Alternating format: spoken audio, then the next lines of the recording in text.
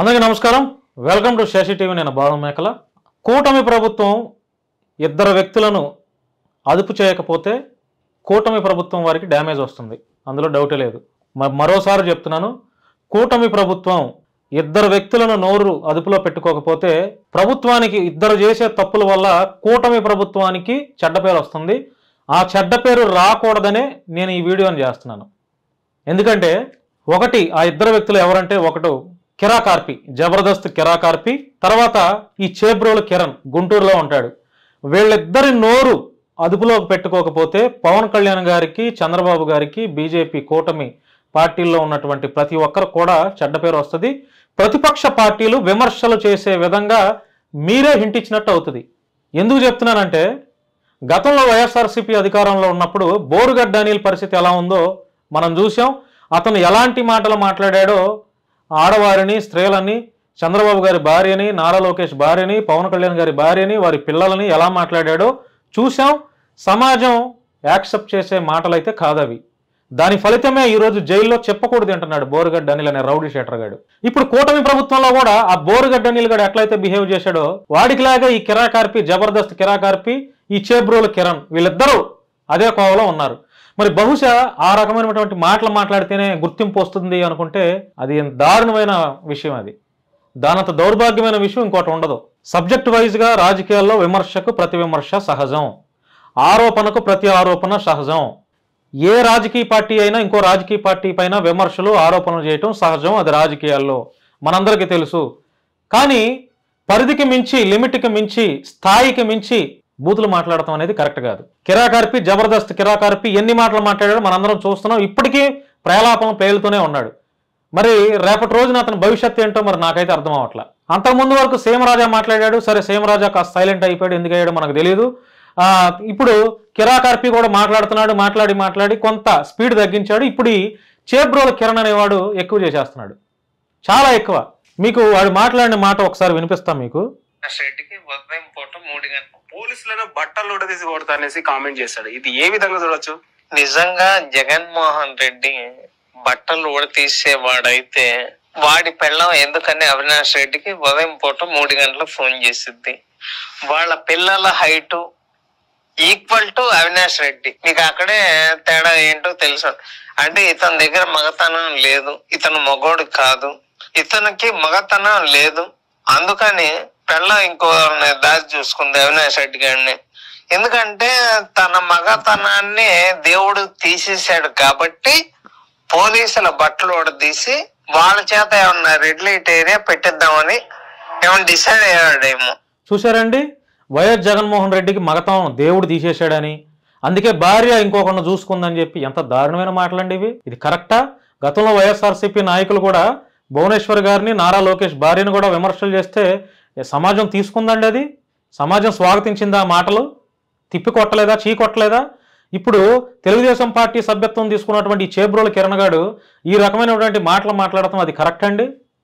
అందుకే కూటమి ప్రభుత్వంలో ఉన్నటువంటి పవన్ కళ్యాణ్ గారు, ముఖ్యమంత్రి చంద్రబాబు గారు ఇట్లాంటి మాటలు, వీడు మాట్లాడినటువంటి మాటల్ని తీసుకోలేదు కాబట్టి వాడిని గుంటూరు పోలీసులు, మంగళగిరి పోలీసులు అరెస్ట్ చేశారు. అంటే ఇమీడియట్గా రియాక్షన్ అయ్యారు, రియాక్షన్ చూపించారు. గవర్నమెంట్ నుంచి రియాక్షన్ వచ్చింది. ఈ మాటలు సభ్య సమాజాన్ని కరెక్ట్ కాదు, ఇది తప్పు అని చెప్పి వాళ్ళు కూడా ఫీల్ అయ్యారు. కాబట్టి చంద్రబాబు గారు, పవన్ కళ్యాణ్ గారు వీడిని ఇమీడియట్గా అరెస్ట్ చేయమని చెప్పారు. వీడు తెలుగుదేశం పార్టీ సభ్యుడైనా సరే, వీడు తెలుగుదేశం పార్టీ తరఫు నుంచి మాట్లాడినా సరే, వీడు తెలుగుదేశం పార్టీ కార్యకర్త అయినా సరే కూడా పవన్ కళ్యాణ్ గారు, తెలుగుదేశం పార్టీ చంద్రబాబు గారు, ముఖ్యమంత్రి చంద్రబాబు గారు వీడు మాట్లాడినటువంటి మాటలను పరిగణలోకి తీసుకోవాలా, స్వాగతించాలా. ఇది కరెక్ట్ కాదు, ఇది ఖండించారు. ఇమీడియట్గా వీడిని అరెస్ట్ చేయించారు. సో నేను చెప్పేది ఏంటంటే, కూటమి ప్రభుత్వంలో ఉన్నటువంటి నాయకులకు కావచ్చు, ముఖ్యమంత్రి గారు కావచ్చు, పవన్ కళ్యాణ్ గారికి కావచ్చు, ఇట్లాంటి మాట్లాడే వారి పట్ల మీరు కఠినమైన చర్యలు తీసుకోకపోతే మీ పార్టీకి డ్యామేజ్ వస్తుందండి. మీరు ఎంతో కష్టపడి పదవుల్లో ఉన్నారు, ఈరోజు ఎంతో కష్టపడి మీ పార్టీలని అధికారంలోకి తీసుకొచ్చారు. ఇలాంటి తాడు బొంగరం లేని యదవనాయాళ్ళు మాట్లాడే మాటల వల్ల మీకు డ్యామేజ్ జరుగుతుంది. కాబట్టి అది కిరాకార్పి అయినా, సేమరాజు అయినా, ఈ చేబ్రోలు కిరణ్ గాడైనా, లేకపోతే మరి ఇంకొక ఎవడో గొట్టంగాడైనా రాజకీయాలపై విమర్శలకు ప్రతి విమర్శ చేసుకోవచ్చు. జగన్మోహన్ రెడ్డినైనా విమర్శలు చేయొచ్చు, వాళ్ళ భార్యనైనా విమర్శలు చేయొచ్చు, లేదంటే ఆ పార్టీ మొత్తాన్ని కూడా విమర్శలు చేయొచ్చు. అది కూడా ఎట్లా? సబ్జెక్ట్ వైజ్గా ఆహ్లాదకరమైనటువంటి విమర్శ. అంతేగాని వ్యక్తిగత జీవితాల్లోకి తొంగిపోయి అటు ఆ పార్టీ వాళ్ళు చేసిన తప్పే, ఈ పార్టీ వాళ్ళు చేసిన తప్పే. రాజకీయాల్లో ఉన్నటువంటి ఏ పార్టీ వాడైనా సరే వ్యక్తిగత జీవితంలోకి తొంగి చూడకూడదు. అది మగాడి జీవితం అయినా సరే, ఆడవాళ్ళ జీవితం అయినా సరే. ఆడవాళ్ళ జీవితంలోకి తొంగి చూస్తే అది సమాజంలో ఉన్నటువంటి ఏ రాజకీయ పార్టీ నాయకుడు కూడా పాజిటివ్ కోణంలో చూడరండి. కాబట్టి చంద్రబాబు గారు అయితే ఇమీడియట్గా రెస్పాండ్ అయ్యారు. కూటమి ప్రభుత్వం వారు చేబ్రోలు కిరణ్ని అరెస్ట్ చేయించారు. అతని పార్టీ నుంచి కూడా సస్పెండ్ చేశారు. సోషల్ మీడియాలో కూడా ఇంకా పెద్ద ఎత్తున సోషల్ మీడియా కార్యకర్తలు ఈ చేబ్రోలు కిరణ్ పట్ల పోస్టులు పెడుతూనే ఉన్నారు. వాడిపైన చర్యలు తీసుకోవాలని చెప్పి ఆల్రెడీ పోలీసులు వాడిని అరెస్ట్ చేశారు. ఫొటోస్ కూడా అన్నీ వచ్చినాయి. కాబట్టి నేను చెప్పేది ఏంటంటే రాజకీయాల్లో విమర్శకు ప్రతి విమర్శ సహజం.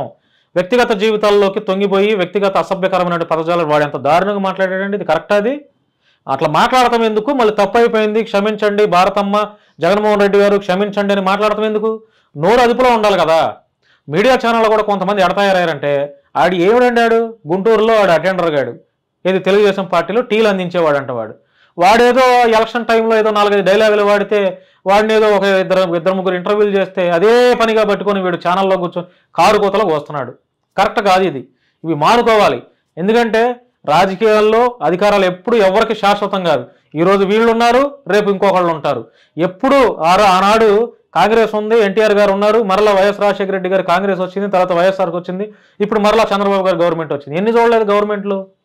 అధికారాలు ఎప్పుడు శాశ్వతం కాదు. అధికారం ఉందని చెప్పి పిచ్చి పిచ్చి ప్రలాపనలు పేలితే అది సభ్య సమాజం యాక్సెప్ట్ చేయదు. కాబట్టి మీ పార్టీ బాగుండాలన్న మనస్ఫూర్తితో, మీరు ఇంకా ప్రజలకు మేలు చేయాలని ఒక మనస్ఫూర్తిగా మంచి మనసుతో మేము కోరుకుంటున్నాం. ఇట్లాంటి వెధవల్ని చీల్చి చెండాడి జైల్లో వేసి కఠిన చర్యలు తీసుకోవాలి. అట్లాంటి బుద్ధి చెప్తే కానీ రెండోసారి ఎవడో వ్యక్తిగతంగా ఆడవాళ్ళతో జీవితాల్లోకి తొంగి చూసే పరిస్థితి ఉండదు. కాబట్టి చంద్రబాబు గారు అయితే స్పందించారు, వాడిని చర్యలు తీసుకున్నారు, వాడిని అయితే అరెస్ట్ చేశారు. దయచేసి ఎవరు కూడా రాజకీయాల్లో ఇట్లాంటి వ్యక్తిగత విమర్శలు అయితే చేయొద్దండి. ఆహ్లాదకరంగా రాజకీయాలు చేసుకోండి, ప్రజలకి పరిపాలన అందించండి, సుపరిపాలన అందించండి. మీరు అమలు చేస్తానని చెప్పినటువంటి హామీలపైన దృష్టి పెట్టండి. మీ పార్టీ ఇంకా మరొక 5 ఏళ్ళు లేదా 10 ఏళ్ళు అధికారంలో ఉండడానికి కావాల్సిన ప్రయత్నాలు చేస్తారని మనస్ఫూర్తిగా కోరుకుంటూ, ఈ చేబ్రోలు కిరణ్ అనే వాడిలాగా ఇంకా ఏ వైసీపీ వాడు మాట్లాడినా కూడా వాడిపైన ఎట్లాగే పోలీసు వారు చర్యలు తీసుకోవాలని మనస్ఫూర్తిగా కోరుకుంటూ ధన్యవాదాలు. Thank you so much.